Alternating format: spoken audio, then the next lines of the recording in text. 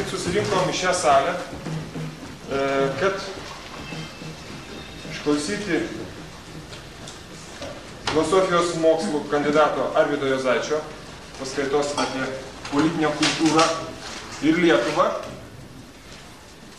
pasikeisti diskusijom šio klausimu, nuomonėm,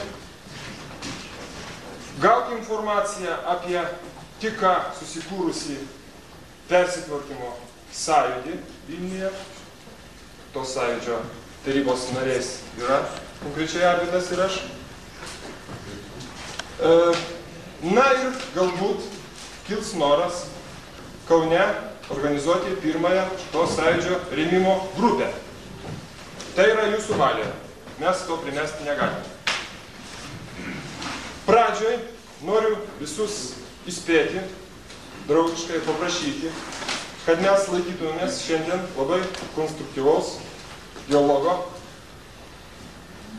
ir tam tikros politinės kultūros, nes tai, ką jūs šiandien išgirsite, nėra įprasta.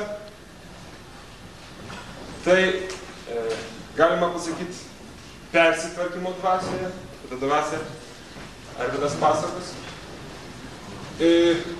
Tuo norėdamas pasakyti, kad visa tai, kas šiandien įvyks čia, yra po persitvarkymo ženklų, persitvarkymo labui ir mūsų liaudies valdžios įtvirtinimo labui.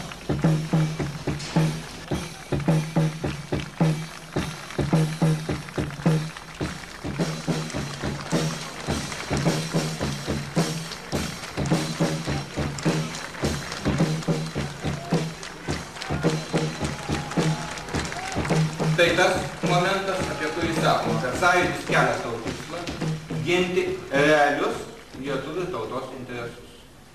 Va būtent tas interesų realumas, o ką tai reiškia? Tai reiškia šiandienio interesų realumas, man atrodo, yra tas pagrindas, kuris galėtų čia leisti susitelkti gan skirtingų pasaulėžiūrų žmonių, neeksponuojant pasaulėžiūrinių skirtumų.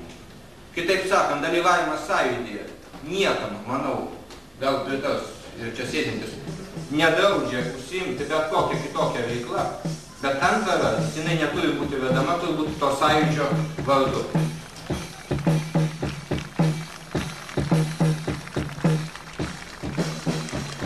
O šiuo metu mes esame tapę tokie agronomai, zootechnikai, inžinieriai, daktarai.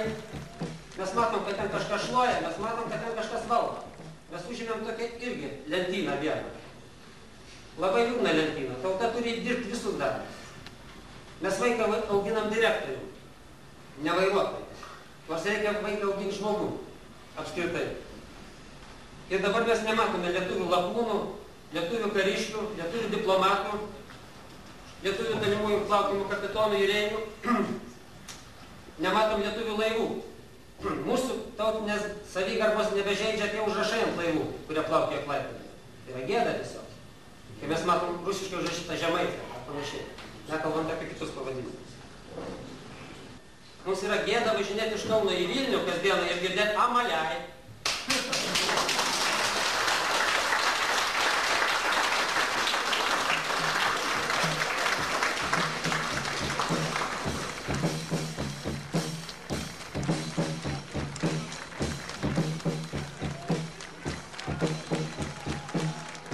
Siūlau sąjūdžiai pareikalauti iš vadovybės, vyriausybės Respublikos, kad būtų organizuojamas miestų ekologinės būklės monitoringas.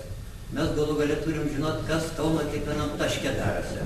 Koks vanduo yra Nery, Nemune kiekvienoje vietoje, koks oras yra, koks dirvos užterštumas sunkiaisiais metalais. Reikia organizuoti ekologinės situacijos kartogramas ir jas reguliariai skelbti visuomenei.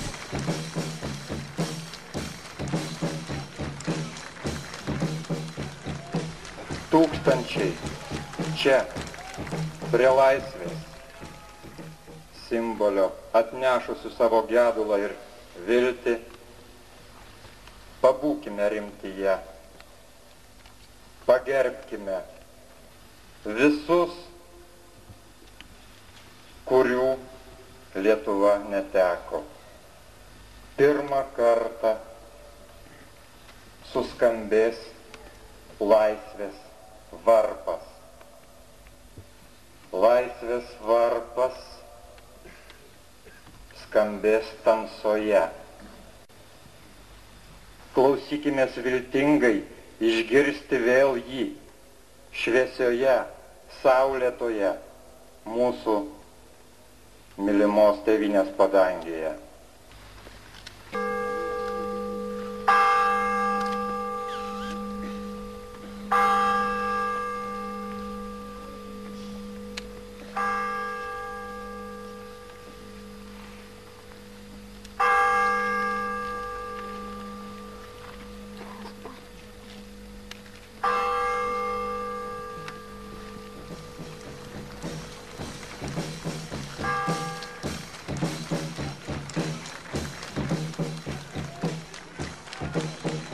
Vakar, pirmą kartą pokario metais, Karo muziejaus bokšte sugaudė laisvės varpas. Sugaudė jis dėl to, kad kiekvienas iš mūsų širdyse tokį varpą esame nusilieję jau seniai. Ir vakar buvo tik proga pareikšti tų širdžių troškimą. Lyg stebuklas, virš Kauno suplevėsavusi trispalvė yra mūsų viltis, kad tas troškimas išsipildys. Tai yra Dievo ir istorijos ženklas.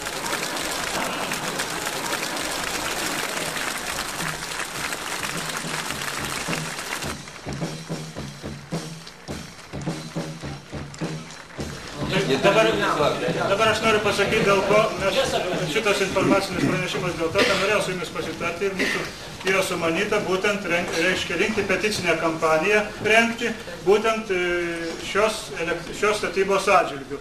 Tai reiškia, mes jau turim pradėti vėlgi parašų kampaniją, suformuluoti atitinkamai tekstą, suformuluoti poziciją ir labai ryžtingai šitą kampaniją organizuoti.